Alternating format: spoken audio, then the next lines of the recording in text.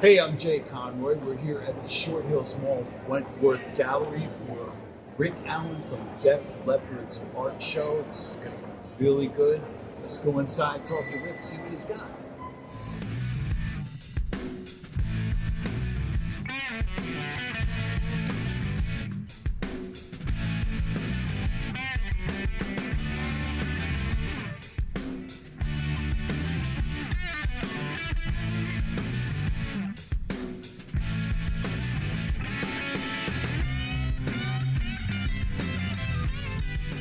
So Rick, it's good to see you again, man. You too. And it's good to be at one of your shows. Becoming a regular thing, eh? Yeah, it really is. It really is. I wanted to take people through very quickly where you started and what your inspiration was. I know you were painting from the time you were a kid, right? Yeah. Even before you were a drummer. Yeah. You've always had a passion for painting. Yeah, I enjoyed art because I always got confused with numbers until I put numbers together with music. You know, like just counting. You know, music. It's interesting when it was when math was in song form, then I could get my head around it. But the cool thing about art was I could just lose myself in it and just really enjoy it and just be in the moment, you know, just have fun with it. You know? And so you had no real formal training. No. You just had a gift for it. No, I just did it, and then there were a few techniques that I picked up along the way, and that's what kind of set me on the road to where I am now. Now, some of these pieces here, believe it or not, these are some of my very favorite of yours. Oh, cool. Because, correct me if I'm wrong, this is your daughter, Yeah. one of your daughters, Josie. Yeah. Okay, all these up here, different shots of Josie. And is this sort of like where, when you're on the road and you're gone, kind of how you envision Josie and Josie looking out and saying, Dad's out there in the universe somewhere? It's partly that, and then partly just the innocence of you know, just growing up. They are so innocent when they're little, yeah. And just being in that place of fantasy. Yeah. You know, and she tends to still be there because, you know, she thinks everybody sings, everybody paints, everybody plays You told me that guitar, before, everybody yeah. plays drums. Right. You know what I mean? So I kind of want to keep her in that place, you know. So, and she's a great little pianist herself. I love this. Now, what about this one here? This was it's a place that we always love to go in Boston. So whenever I'm there with the family, there's this one park outside the front of the hotel where we stay. They have all these incredible statues. So this was one of the statues that kind of inspired me. You know? So this is probably about 4 or 5 years ago, and then with the Josie pieces, you see her, she gets old, you know, like this is when she's probably about 4, same one, and then that one she's probably about maybe 6 or 8, 6, 7, and then she's slightly older again. So, but she has, yeah, that's great. I love it. Will you continue to do her as you get? Yeah. She'll always be a staple. If she'll allow me. Yeah, yeah. Now, moving over, tell me about this Pegasus, this here, that one up there. Yeah, no problem. The Pegasus and the Angel, they're at a place called Howard's Court, just outside of Dublin. So I remember that was one of the last places I went with my father before he died 10 years ago. So it's just one of those special places. Whenever I go there, it's like, you know, I can think about it, you know. And there were all these beautiful statues there. So I decided that, you know, it would be a great thing to include in the collection. And then the Buddha piece, that was after many years ago. That was probably about 15 years ago, and I would spend quite a bit of time in southern India, and it just became my happy place. Like when I first went to India, I didn't particularly like it because of the work that I was doing. I would see what they call the totality of the human condition. The idea that we can be the worst expression of ourselves, but the best expression of ourselves, and everything in between. So, second time I went, I got to like it more, and then by the fourth time, I didn't want to leave. But I had, a career with the band. Was it a spirituality thing that was keeping you there? Yeah, it really was. Just getting comfortable with the idea of myself, and then finally, I was about to leave there, and I said, I really don't want to leave. And they just said, "Oh, Rick, it's not your path," So they sent me back off into the big bad world and back to the world of Def Leppard. And they said, everything that you do, musically or art-wise, your good intention will come through in the art. So that was their gift to me. Now, the hand, which has become famous. The hand, from what I understand, is because you did lose your left arm, that your right arm, your right hand has done so much work. Yeah. Has had to double up on your entire life. Exactly. So is that what's made the hand so special? You're doing the handprint on everything? Well, that and a lot of people don't realize that I nearly lost my right arm. Right. Yeah. I had such a bad infection that they couldn't fix the bone. I broke the ball off the top, so they couldn't fix the bone until the infection had cleared up. So to me, the idea of waking up every day and just counting my blessings that I didn't lose both, and that this has given me the freedom to play drums, to paint, to be a dad, to be a husband, and all the other things I do in life. So when you read more into what the handprint means, then it's really my blessing that I didn't lose both of them. Yes, it is. All right, let's move over to our next section over here. No problem. The telephone booths were one of the first things that you started painting. Yeah. Because they were familiar to everyone. They were familiar to everyone, and then for us as kids, it was refuge. I mean, the stuff we got out to in telephone boxes. Yes, we did it here in America. I don't think I could repeat them. Yeah. But yeah, it was when it was raining, which it more often than not was. Right. It was raining. And also we figured out how we could make good phone calls, So we got it down. So the little telephone boxes, it just became a place, a meeting place, a gathering place. Well, I know for me it was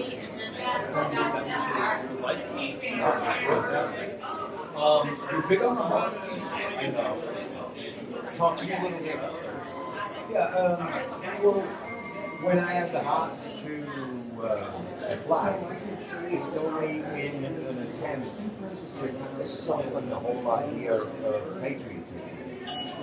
Because let me know you have the UK flag here and the American flag here. Yeah. Well, this is prior to 1980, and then this is from 1980 onwards. So my life experience growing up in England, and then 1980, flying into Los Angeles, staying at Chateau Marmont on Sunset Boulevard, and then the whole idea of experiencing America for myself, as opposed to through TV shows, and then America became a completely different place for me. My perception of America changed completely because I was seeing it firsthand, as opposed to some like Kojak or you know what I mean. You remember that was Kojak, it, right? Of course, Yeah. yes. And what is this? Oh, so a subway system in London, they call it the Underground. It's a good name. And in fact, during the war, they used to use the underground as air raid shelters. Really? Yeah, when we were being bombed, everybody would get far enough underground to where nobody would be affected. When you say were you of age when that was happening? No, actually my mother. Okay. My mother, she remembers going down into the air raid shelters, but that was in Sheffield. And one of the reasons Sheffield got hit so hard was because Sheffield was like Pittsburgh, it's a steel town. Oh, okay. So a lot of the steel was probably being turned into weapons. Now, this I love because I love the Victrola and the RCA dog. Yeah, I What love made it. you go with that? Well, did you ever see the first Def Leppard EP? I'll show you a picture of it. You know what I have? Yeah, okay. I have. It's sort of a cartoon drawing. Yeah, and it's got a leopard. I think the leopard's wearing a pair of headphones. Uh-huh. And he's sitting next to one of these gramophone deals. So instead of spoon feeding it to people, I thought, well, maybe I should go with something that's more like the original RCA, and then let people figure it out that, you know, if they're a super Def Leppard fan, then they probably make that association. As soon as you said it, it clicked back in. I remember. But now did RCA Victor give you any grief over, hey, we want No, because it's normally when you do something that's original, it's an interpretation as opposed to like a straight photograph. If I was just ripping off a photograph, then I can see that. Then I'm fair game, you know. But no. Okay, now I was told earlier, the bottle caps, which I find interesting. The bottle caps were, I was told this by one of the bottle caps were kind of in ode to underage drinking. Yes.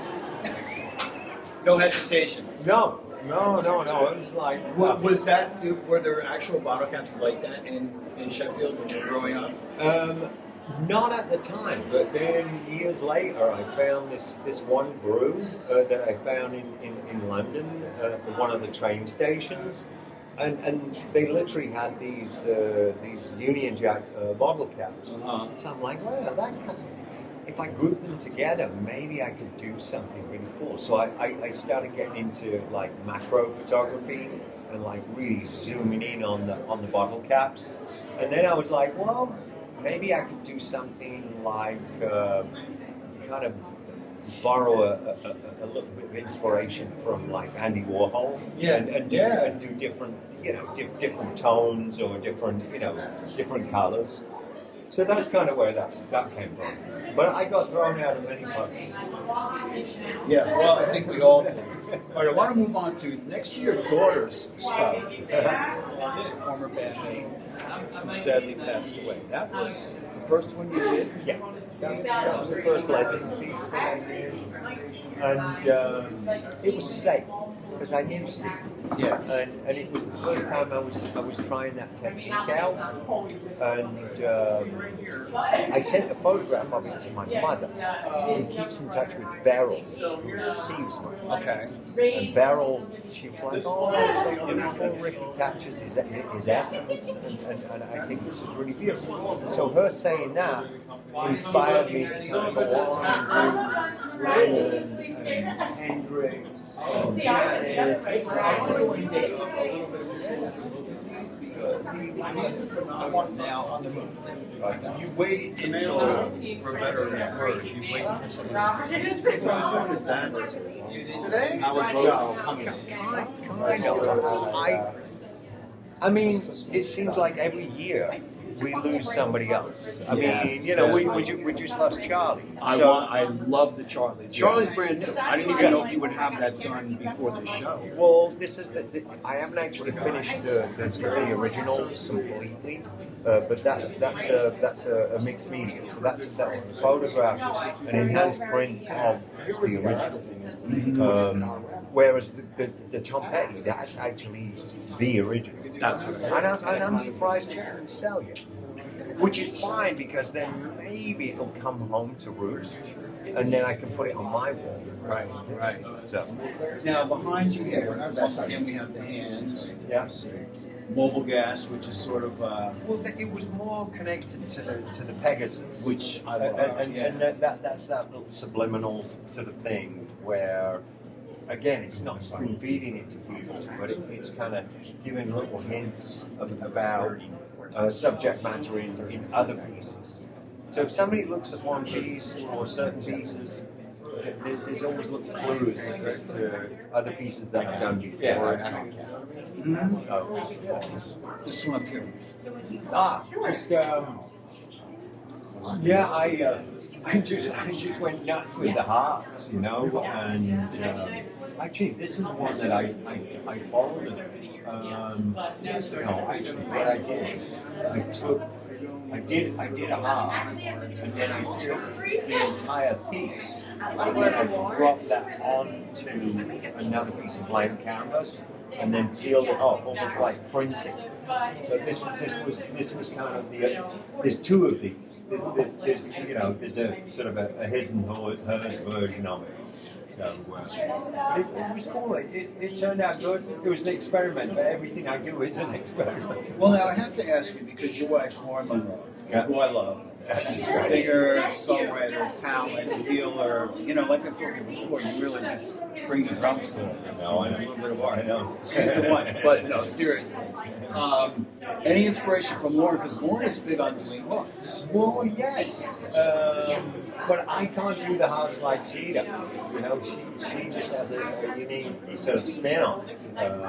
So I think she's got that part of the market covered, unfortunately. Well, in fact, there's some pieces over here as we wrap of hers that I do want to see. So No problem. We will. Take a walk over here. Cool. This Johnny Cash is great. Yeah. Okay, now what about these? These seem very. So do you remember when it was probably like 3-4 years ago the Brazilian rainforest was like really suffering and on fire? Well, myself and Christian, the we decided that it would be nice to kind of highlight some of what was going on down there. So I started doing these. This is basically foliage from the rainforest floor, and I just thought it'd be nice to put it out there. You know, not too many people realize that I actually do, care for the planet, as much as I can. So this was just trying to inspire people to be aware of it. And I love the colors. Yeah, it's cool. I love it. And speaking of that, of you saying a lot of people don't know you care about the planet. Let's just bring it up while we're here. Is that you and Lauren did a tremendous amount of volunteer work, of giving back to veterans, to so many different causes. Raven Drum Foundation, right now you're doing the 12 drummers drumming.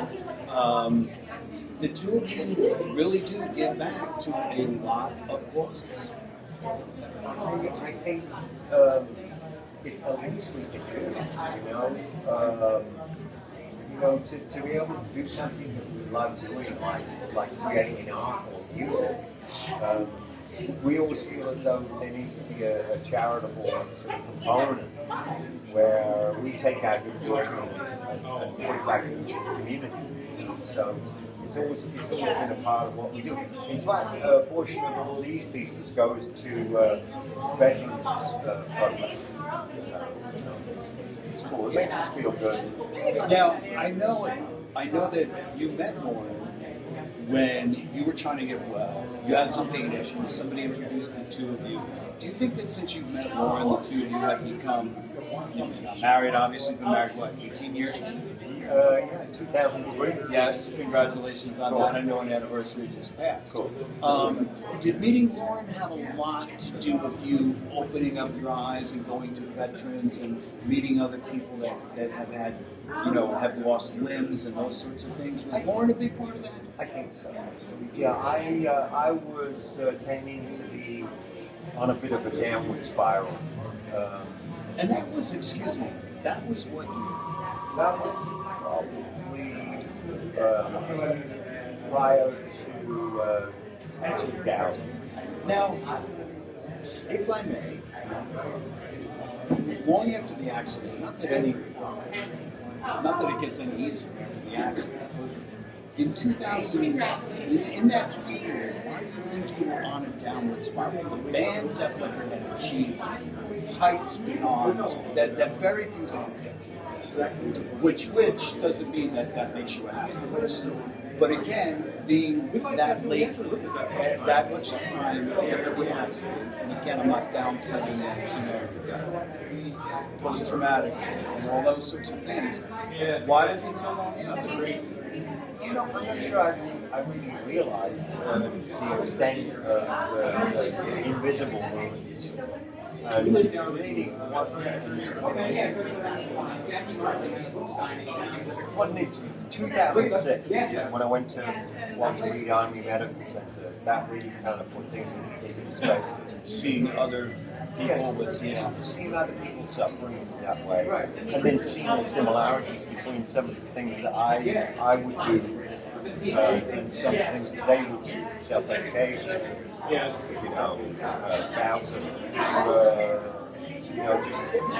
just unreasonable behavior, and I needed to look at that and figure out what that was, and then just meet it up with our veterans. Help me see that maybe there's a and then it just kind of turned me on to different ways that I can help myself. And art being one.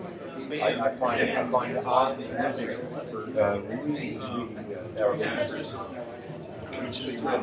Now, over here, what can you tell me about this? These are alarms. Well, wait, I didn't want to bust that out yet, but now we're going to. This is one of my favorite pieces of gold. I love Lauren stuff. This is one of my very favorite works, and I'm so glad that it's here. This is more Lauren stuff. Yes, Her stuff is so phenomenal. I love what she does. It's great.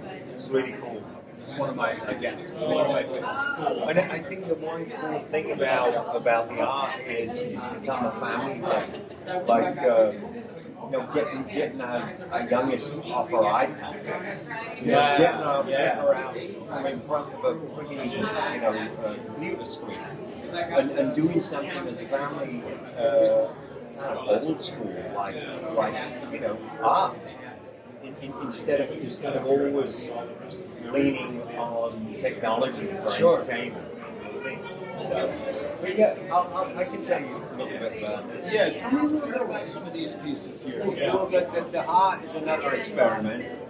The hearts are always experiments. Whenever you see this symmetry, then you realize there's some sort of folding and there's some sort of jiggery pokery involved. The spin art one next to it, the one to the left, that was actually quite dangerous to Why was it dangerous? Well, I bought myself a potter's wheel. Okay. With a speed. Okay. Yeah. And then I stuck that to I stuck the canvas to a 4 feet square piece of plywood, and then stuck that to the potter's wheel. And then, we started spinning the thing and dropping paint on it, and there was freaking paint everywhere. And then at a certain point, it came loose. The plywood came loose from the turntable, so it flew up in the air, and it was it was insane.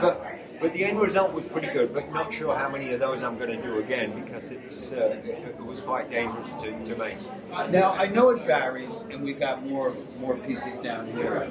This one I really like. Oh, cool. What is that? Yeah, same thing again. Same, Okay. but we decided after the full contact painting and possibly dinging your shins, we decided to do one that was a little smaller. That if it flew off, it wouldn't hurt as much. I was thinking that before you said that. I'm like, a little smaller, maybe. No, Now, let's take. I know it obviously varies. How long does it take you to do? piece? When you start working on a piece? It depends, you know, like a piece like that, probably that on and off, probably about 3 days because of dry time. But then the legends pieces. Yeah. What about the legends? Some of the legends pieces, they'll take probably a month of just going back to it, doing a little bit, leaving it alone, and then come back to it, keep coming back to it, until I'm happy, or you know, I feel as though it's finished. You know? So. Okay, Rick, you have a gallery full of people. Oh, we do? Yeah. I know.